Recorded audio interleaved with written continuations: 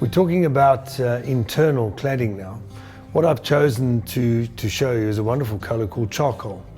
It's a wonderful black color, gives you a nice matte finish. It has a nice silky touch to it. And I've now prepared this sample for you, which we're all faced with different windows and how to clad a window. What I've actually done here is I've left a gap of approximately 2 millimeters all the way around, and a gap of 2 mil. Because we're internal, we have our central heating running. The ambient temperature is totally different to the outside.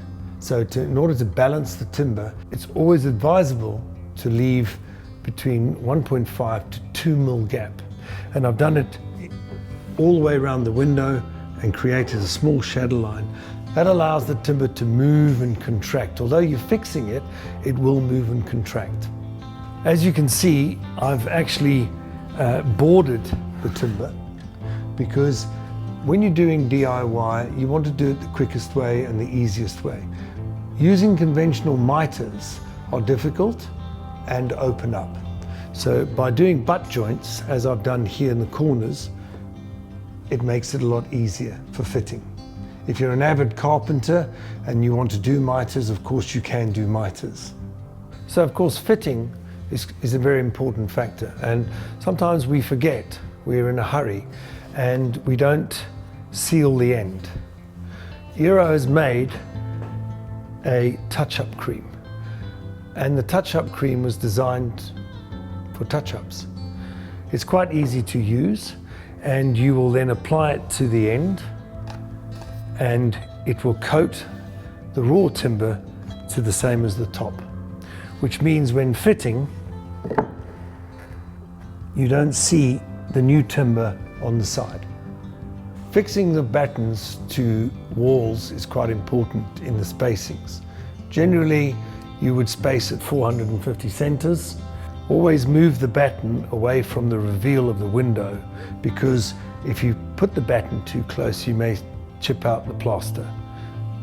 The cantilever, as we call it, is strong enough to be moved away from the corner, as I'm showing you in my model here.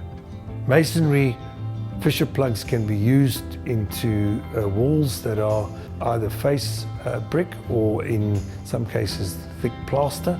So you would use a fissure plug to secure your batten to the wall. If you come across an area where you'd really like to put the cladding and it's a drywall section, you can purchase these drywall screws. They're very good and very strong. So you would apply them in the same principle as a masonry, drilling your hole through the batten, spotting on the wall, and then this self-drills itself and taps in. Your battens are now secured to the wall, and you would proceed to fix your cladding to the battens.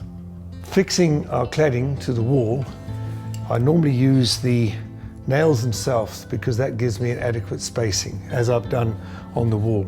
Place these into the gap, apply pressure, make sure you've got a slight gap over here. Your nail gun will do the rest of the work for you.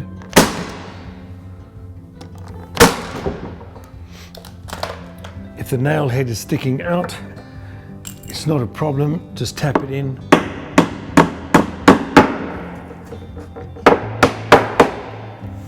You can hardly see the nail, and if you would like to cover that, that's where you can use your touch-up. There's another way of doing it as well if you don't want to look at the nail gun. These nail guns are pretty inexpensive, they're electric, they're low maintenance, and they're not dangerous.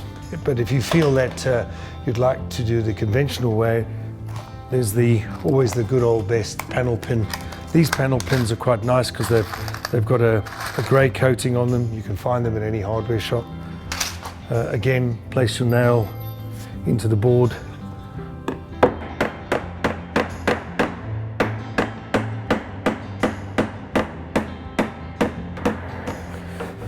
And you can hardly see the nail head.